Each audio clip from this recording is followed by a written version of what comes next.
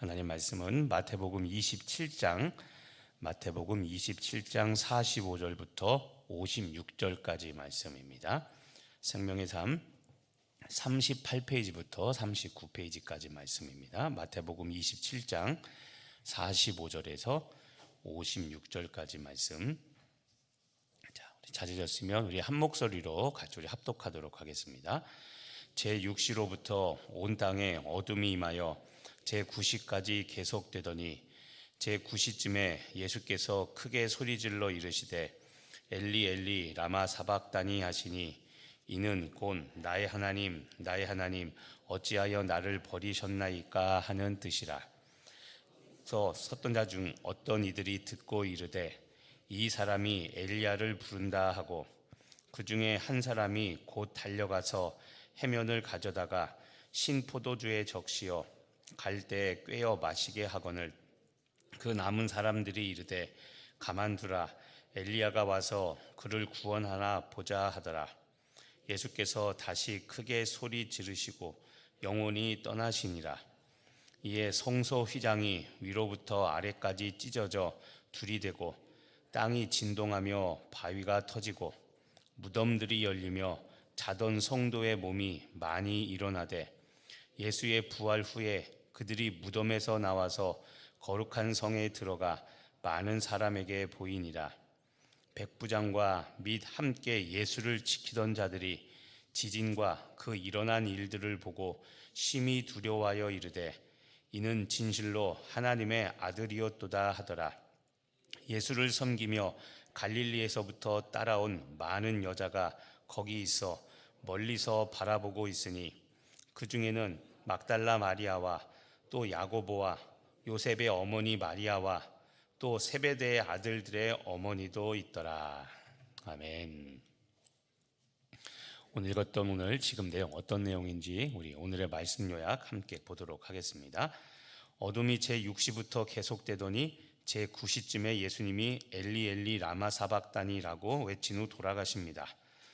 성소 휘장이 위에서 아래까지 찢어지고 땅이 진동하며 죽은 성도들이 무덤에서 살아납니다. 백부장 및 그와 함께 예수님을 지키던 자들이 이는 진실로 하나님의 아들이었다라고 말합니다.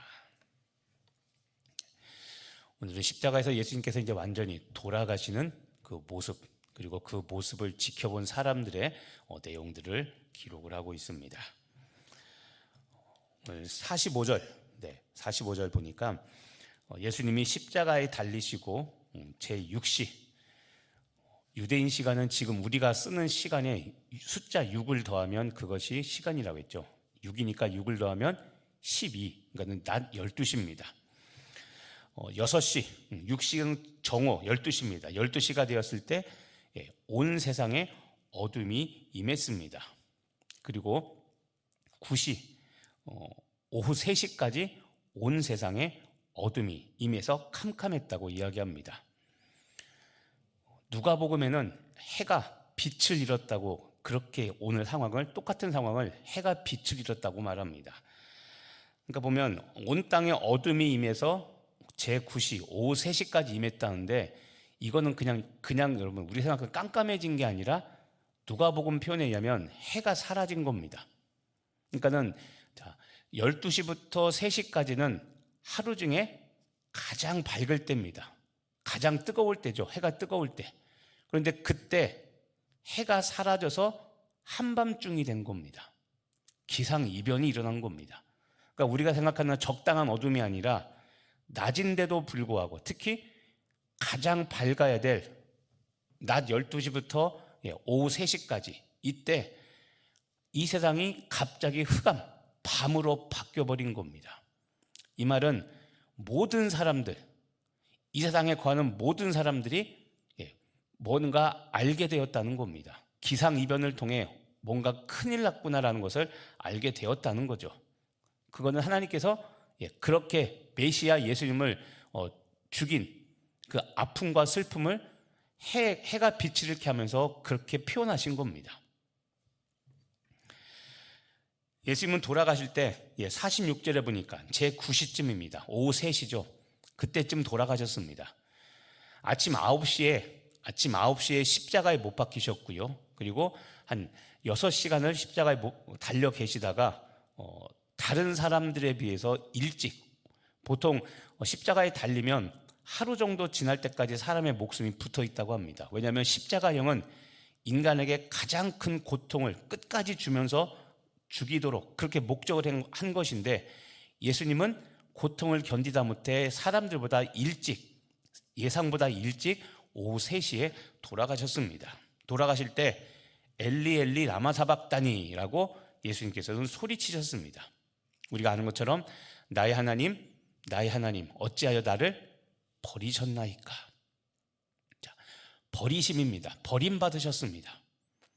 예수님이 죽으시면서 외쳤던 슬픔의 고백은 하나님 왜 나를 버리셨나는, 아들이 아버지를 향하여 외쳐 부르는 이 말은 왜 나를 버리셨나는 버림받음에 대한 아픔의 고백이었습니다. 50절에 보니까 다시 한번 어떤 크게 소리를 지르시고 이제 예수님은 육신이 생명을 다하는 죽음을 맞이하셨습니다. 그런데 오늘 첫 번째 주목할 게 있습니다. 예수님께서 돌아가셨을 때 여러 가지 기이한 현상들이 나타났는데 그 중에 하나가 무엇이냐면 51절에 성소의 휘장이 위로부터 아래로 찢어져 둘이 되었습니다. 성소의 휘장이라고 했죠. 우리는 흔히, 그러니까 자주 다루는 내용이 아니기 때문에 성소 휘장이 무슨 의미인가 별로 우리는 잘 지식이 없을 수 있습니다. 여러분, 이 성소의 휘장이 위로부터 찢어져 아래로 찢어져서 두 개가 된 것, 이것은 큰 영적인 의미가 있습니다. 원래 휘장은 성소와 지성소, 지성소와 성소를 구분하는 역할을 했습니다.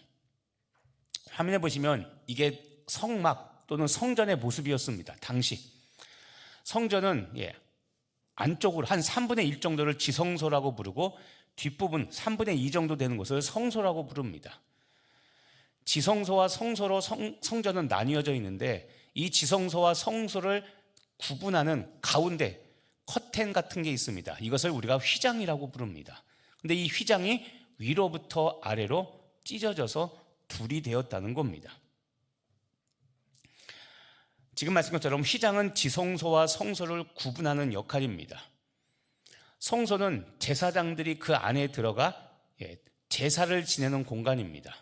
근데 그 안쪽에 있는 지성소는 하나님께서 거하시는 공간입니다.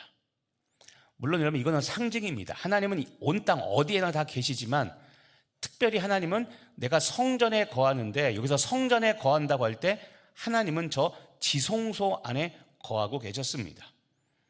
그러니까 하나님을 위해 특별히 거룩하게 구별된 장소가 이 지성소였죠. 이 지성소는 하나님을 위해서 거룩하게 구별된 장소여서 아무나 못 들어가고 대제사장만 1년에 단 한 번, 대속죄일이라는 1년에 우리가 한 번, 1년에 지었던 모든 죄를 위하여 단 한 번 제사드린 날을 대속죄일이라고 부르는데, 그때 대제사장이 한 번만 들어갈 수 있는 곳이 지성소였습니다. 그리고 하나님이 거하시는 곳이기 때문에 대제사장이라 할지라도 회개하지 않고, 철저히 회개하지 않고 그냥 죄악이 있는 상태로 들어가면 죽음을 맞이했습니다. 그러니까 이게 회개의 무서움입니다. 하나님을 만나는데 1년에 한 번 하나님 지성소 안에 들어가지만 대제사장이라 할지라도 철저히 회개하지 않고 그냥 대충 그냥 회개하고 들어갔다가는 죽음을 맞이합니다. 그래서 대제사장이 지성소에 들어갈 때는 반드시 허리에 밧줄을 묶고 들어갔습니다. 대속죄일에 대제사장이 지성소로 들어가면 밖에 성소에 있던 제사장들은 주기적으로 끈을, 대제사장 허리에 묶었던 끈을 당겨봅니다. 당겼을 때 안에서 지성소에서 대제사장이 다시 당기면서 나 살아있다라고 표시를 하지 않으면 죽은 줄 알고 그냥 밧줄을 다시 당겼습니다. 그러면 대제사장이 시체로 그냥 나오게 되죠. 이 정도로 지성소는 하나님이 계시는 완전한 사랑과 공의가 이루어지는 그런 공간이었습니다. 그런데 예수님의 십자가 죽음 이후에 첫 번째 나타난 사건이 무엇이냐면 저 휘장, 지금으로 치면 큰 커튼과 같은 저 휘장이 위로부터 아래로 찢어지면서 성소와 지성소의 구분이 없어진 겁니다. 이게 지성소, 휘장의 모습이라면 예수님께서 돌아가신 이후에 이 휘장이 위로부터 아래로 찢어진 겁니다. 위로부터 아래로 찢었다는 것도 의미가 있습니다. 상상을 한번 해보면 커튼이 있는데 커튼이 찢어지면 일반적으로 보면 사람이 찢으면 이렇게 찢겠죠. 그러면 아래로부터 위로 찢어지지, 찢을 때 위로부터 아래로 찢어지지 않습니다. 그러니까 위로부터 아래로 휘장이 찢어졌다는 것은 하나님께서 하셨다는 겁니다. 사람이 찢은 게 아니라, 여러분 보세요. 커튼이 있는데 멀쩡한 커튼이 갑자기 위로부터 아래로 찢어진다? 있을 수 없는 일입니다. 사람이 뭔가 했을 때 아래로부터 위로 찢어지죠. 그래서 하나님의 역사, 하나님의 살아계심을 보여준 겁니다. 그런데 아까 말씀드린 휘장은 지성소와 성소를 구분하는 역할을 했습니다. 그런데 이 휘장이 찢어졌죠. 이 말은 뭡니까? 이젠 하나님께서 지성소라고 대표되는, 상징하는 이곳에만 머물러 계시지 않고 이제는 성소에도, 그리고 성소 밖에 성전 뜰에도, 그리고 온 세상 이제는 어디에도 하나님께서 거하시겠다는 하나님의 의지의 표현이었던 겁니다. 아까도 그랬지만 하나님은 지성소에만 갇혀 계신 분은 아닙니다. 근데 상징이라고 그랬죠. 성전 중에 나는 지성소에 있겠다라고 하나님께서 그렇게 말씀하시며 하나님께서 우리와 함께 하시는 것을 보여주는 이 장소가 지성소인데, 이제는 하나님께서 지성소에만 계시지 않고 성소와 지성소를 구분하는 휘장이 찢어지며 이제는 세상 모든 곳에 거하시겠다는 이 하나님의 메시지를 보여주는 거였습니다. 또 지성소는 대제사장만 들어갈 수 있는 곳, 1년에 한 번 들어갈 수 있는 곳인데 이제는 그게 아니라 누구든지 하나님께 나아가 하나님을 만날 수 있게 되었다는 겁니다. 그래서 이제는 구약의 제사장이 지금은 필요합니까? 안 합니까? 없죠. 그래서 제가 그랬잖아요. 구약의 제사장을 목회자처럼 생각하는데 이해는 되는데 여러분 사실은 맞지 않는 겁니다. 제사장은 필요 없습니다. 제사장은 누가 제사장이냐면 저와 여러분 모두가 다 제사장입니다. 베드로전서 2장 9절에 너희는 택하신 족속이요 왕같은 제사장이요. 이게 천주교와 기독교의 굉장히 중요한 구분점입니다. 천주교는 지금도 사제들, 신부들을 구약의 제사장으로 여기지만 종교계 우리 개신교는 제사장은 목회자가 아니라 우리 모두가 다 제사장입니다. 그래서 누구든지 기도하면 하나님께서 들으시고, 구약 때는 제사장이라는 사람이 죄진 사람들의 죄를 속죄하기 위하여 중간에 다리 역할을 했지만 예수님이 십자가를 지고 이제는 단번에 모든 제사를 다 이루셨기 때문에 누구를 통해서 갈 필요가 없고 내가 직접 사죄하고 내가 직접 예배하고 내가 직접 기도하면 직접 하나님을 만날 수 있다는 겁니다. 이게 성소가 찢어진 휘장이 찢어진 이 사건이 보여주는 의미인 겁니다. 우리에게는 한없는 은혜가 시작된 겁니다. 또 다른 말로 하면 이 휘장이 찢어진 것은 이제는 지금 말한 것처럼 우리가 언제든지 어디서나 하나님께 나아갈 수 있는 길이 활짝 열리게 된 겁니다. 그러니까 하나님이 우리에게 오시고 우리도 하나님께 언제든지 나아갈 수 있는, 근데 특히 우리가 언제든지 어디서든지 때와 장소를 가리지 않고 하나님께 나아가면 하나님은 지성소에만 계신 게 아니라 온 땅 어디에나 편만하게 계시기 때문에 어디서 예배하든 어디서 기도하든 하나님은 듣고 응답하신다는 겁니다. 다른 말로 하면 여러분, 하나님이 우리와 함께 하시는 임마누엘, 예수님이 이 땅에 오실 때, 태어날 때 천사가 이야기했죠. 아들의 이름을 임마누엘이라 하라. 이는 하나님이 우리와 함께 계신다. 자, 예수님도 하나님께서 우리와 함께 하신다는 것을 보여주기 위해 오셨는데 우리가 그 함께 하신 하나님을 죽여 보냈죠. 다시 하나님께. 그런데 휘장이 찢어지면서 하나님께서 또다시 말씀하시는 겁니다. 내가 너희와 함께 하겠다. 하나님의 사랑입니다. 임마누엘의 복이 이제는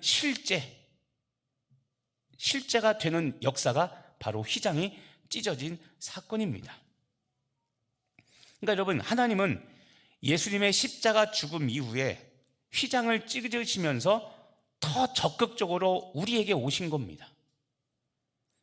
어제도 얘기했지만 우리가 하나님께 나아가는 게 아니라 반대로 하나님이 우리를 찾아오십니다. 선악과 이야기할 때도 똑같이 이야기했죠. 죄 지은 아담과 하와가 하나님께 찾아가 고백하는 것이 아니라 하나님이 찾아오십니다. 그런데 오늘도 똑같습니다. 십자가 죽음 이후에도 휘장이 찢어지며 우리가 하나님께 나아가지 않습니다. 유대인과 사람들이 예수님 죽이고 좋아하죠. 어제 얼마나 많이 조롱합니까? 그런데 그럼에도 불구하고 하나님은 바보십니다. 우리를 향한 사랑을 그치지 못하고 그렇게 또 우리에게 찾아오십니다. 이게 휘장이 찢어진 사건입니다. 그래서 하나님이 우리 안에 거하고 우리는 하나님과 함께 임마누엘, 함께 동거하는 일이, 함께하는 일이 이제는 가능하게 된 것, 이것이 휘장이 찢어진 사건이 의미하는 겁니다. 그래서 여러분, 우리는 중요한 이야기, 어디서든지 예배하면 하나님께서는 우리의 예배를 받으십니다. 우리가 어디에서 기도하고 찬송하든 하나님께서는 이 세상 모든 곳에 계시기 때문에 우리의 기도를 들으시고 응답해 주시고 우리의 찬송을 들으시고 우리에게 영광을 보여주시는 겁니다. 다른 말로 하면 여러분, 우리는 이제 항상 예배자로 살 수 있게 되었습니다. 그래서 여러분, 제발 우리가 버려야 될 게 있습니다. 교회 오면 기도가 잘 되고 교회에서 꼭 뭐 해야 된다? 그게 아니라 정해진 정규 예배 시간 외에 여러분의 삶의 자리, 직장이든 가정이든 어디서든 예배하면 하나님께서는 받으십니다. 집에서 교회 기도하면 잘 안 돼요. 그럴 수 있습니다. 그런데 그건 여러분의 마음이지 하나님은 똑같습니다. 그래서 이야기하죠. 새벽 기도 못 오면 그럴 수 있죠. 피곤해서 좀 잠깐 눈 붙였더니 시간 쑥 지날 수 있죠. 그럼 어떡합니까? 오늘 새벽 기도 못 나니까 기도하지 말아야지. 기도를 포기하는 게 아니라 집에서라도 기도하시면 되는 겁니다. 장소 탓, 환경 탓 할 수 있습니까? 없습니까? 없는 겁니다. 우리는 그런데 이상한 샤머니즘적인 교회 와야 기도가 된다? 다시 생각해 보십시오. 거기 하나님이 계십니다. 바울과 신라가 옥에 갇혔는데 한밤중에 찬송하고 기도합니다. 어떻게 됐습니까? 옥문이 열렸죠. 바울과 신라가 성전에서 기도하고 찬송한 것이 아니라 옥에 갇혀서 기도하고 찬송했습니다. 그것도 한밤중에. 그런데 옥문이 열리죠. 왜 그럽니까? 하나님은 어디든지 그곳에 계시며 우리의 예배를 받으시고 우리의 기도와 찬송을 받으시기 때문에 그런 겁니다. 우리가 예배하고 찬송하고 기도할 마음이 없는 거지 하나님이 안 계신 게 아닌 겁니다. 이게 휘장이 찢어진 의미입니다. 다른 말로 하면 여러분, 장소와 시간과 환경을 초월해서 우리는 항상 하나님과 교제할 수 있고 하나님과 친밀함을 누릴 수 있습니다. 내가 예배하는 곳에서, 내가 기도하고 간구하는 곳에서, 내가 전도하는 곳에서 우리는 언제든지 하나님을 만날 수 있습니다. 그런데 우리는 장소를 핑계대고 환경을 핑계대고 수없이 자꾸 뭘 해야 하나님을 만날 수 있다는 쓸데없는 자꾸 우리만의 예배 방법을 자꾸 만들어내죠. 북한 성도들은 여러분, 성경이 없습니다. 정규 예배를 드릴 수 없죠. 그래서 그들은 몰래 성경을 숨겨서 보고 성경을 가지고 있다 잡히면 죽기 때문에 그들은 성경을 갖고 있는 게 아니라 외운다고 그러죠. 찬송가도 마찬가지고 다 외운다고 그럽니다. 한 번 듣고 그렇게 예배 드린다고 그럽니다. 그런데 우리는 지금 성경이 얼마나 많습니까? 있어도 안 보니까 문제죠. 안 봐서 더 자세히 배우고 공부하자고 말씀 묵상책해도 이것도 이제 안 사죠. 우린 수없이 이유를 만들어냅니다. 그런데 여러분, 다시 이야기합니다. 하나님은 장소, 시간, 환경, 방법, 이 모든 것들을 초월해서 우리와 만나시고, 우리는 그렇게 하나님께 예배할 수 있고, 그렇게 함으로 하나님과 친밀함을 누릴 수 있게 되었습니다. 내가 예배하는 곳에서, 내가 간구하는 곳에서 우리는 언제나 임마누엘 하시는 하나님을 만날 수 있습니다.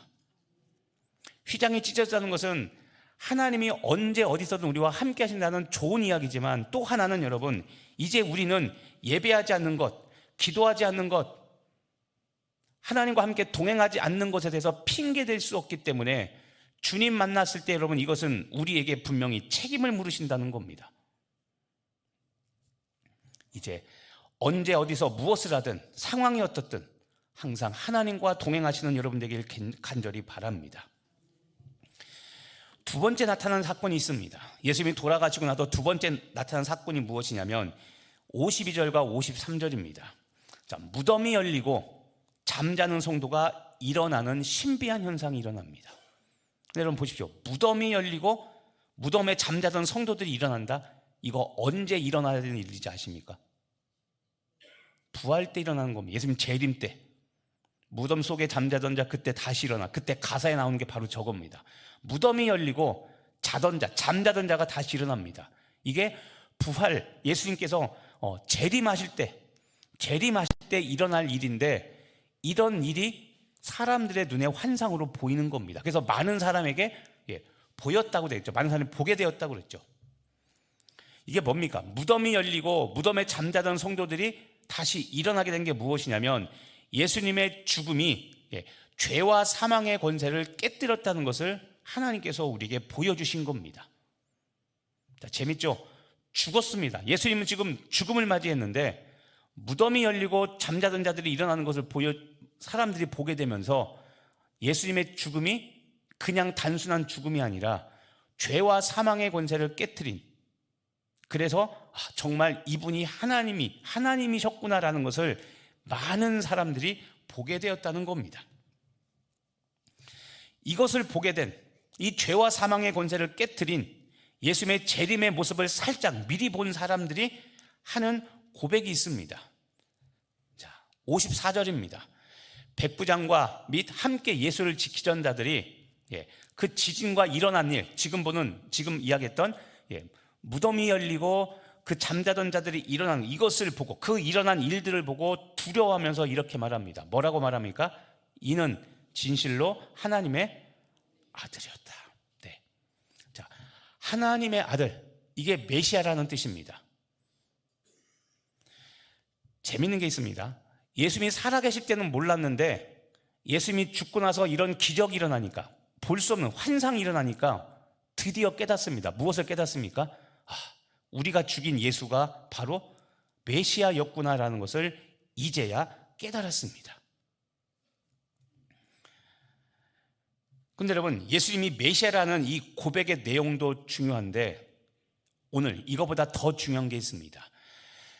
이 사람은 진짜 하나님의 아들 메시아였구나라고 말한, 이 고백을 한 사람이 누굽니까? 54절에 누구라고 되어 있습니까? 맨 처음에 백부장과 예수를 지키던 자, 군사들입니다. 자, 이것이 중요합니다. 백부장과 예수를 지키던 자들이라고 되어 있는데, 자, 여러분, 백부장과 예수를 지키던 이 로마 군인들, 이 사람들은 유대인이 아니라 로마 사람들입니다. 백부장은 우리가 아는 것처럼 100명의 군사를 거느린 장교입니다. 근데 이 백부장은 유대인이 아니라 이방인, 로마인입니다. 그리고 로마 군사들도 같이 봤는데 이 군사들도 역시 지금 말한 것처럼 유대인들이 아니라 로마인들입니다. 로마 사람. 다시 말하면 여러분, 무슨 이야기냐면, 이 원래 로마인들은 하나님의 아들을 누구로 여겼냐면 그게 로마 황제라고 여겼습니다. 그러니까 로마 황제는 신이다, 그렇게 여겼던 존재가 로마 황제입니다. 그런데 지금 하나님의 아들이라고, 누가 하나님의 아들이라고 이 이방인들이 고백하고 있습니까? 예수님이 하나님의 아들이라고 고백하죠. 이게 굉장히 놀라운 겁니다.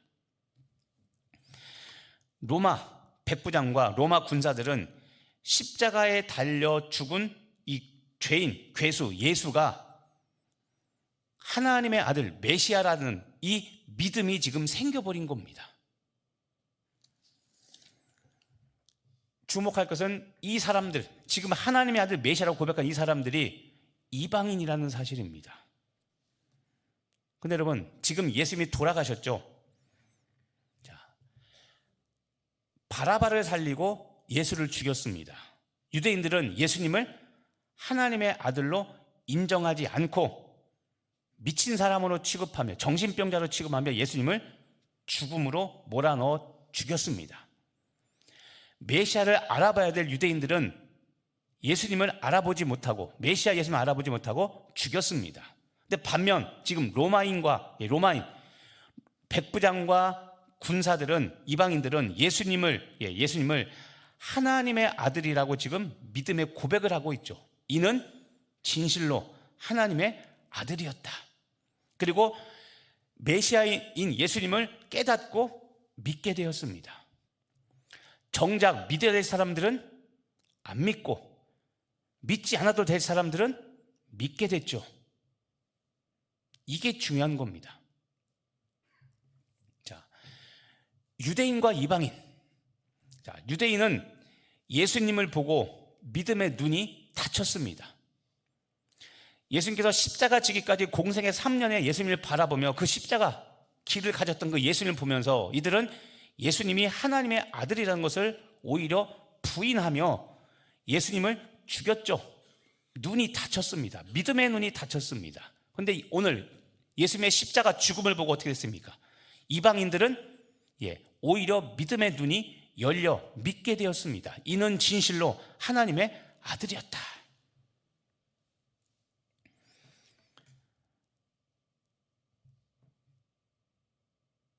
여러분, 예수님의 죽음을 보고 이방인들이 예수님에 대한 믿음을 갖게 되고 메시아임을 고백하게 되었죠. 이게 무엇을 보여주는 겁니까? 하나님은 여러분 이미 모든 민족의 구원을 계획하시고 실행하고 계시다는 것을 보여주는 겁니다. 원래 이방인들이 선민이죠.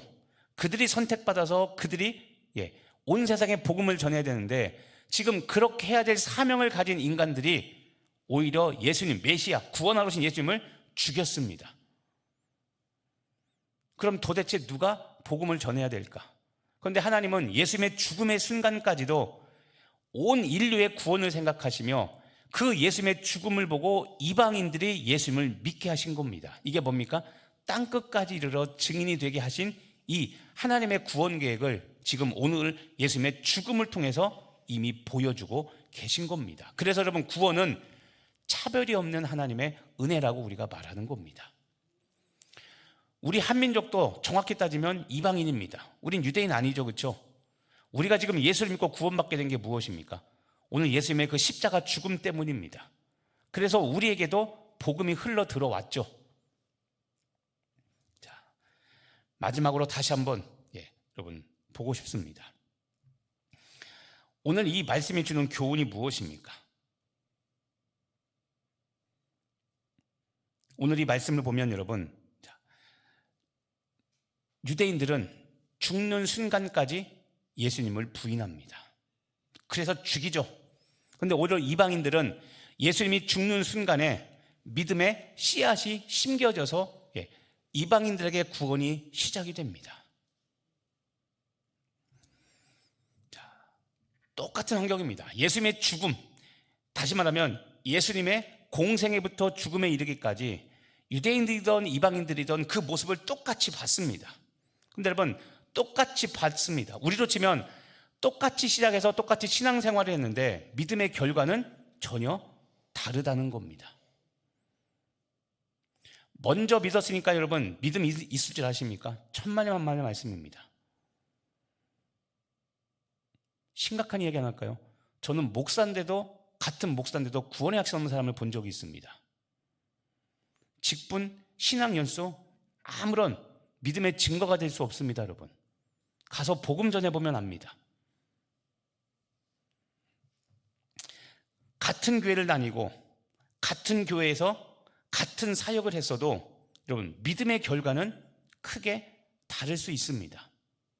똑같은 시간에 똑같은 공간에서 똑같이 했으니까 똑같은 은혜가 있을 것 같습니까? 오늘처럼 누구에게는 은혜가 되지만 누구에게는 은혜가 되지 않아 스스로 거절해버리는 이런 결과가 나타날 수 있다는 겁니다.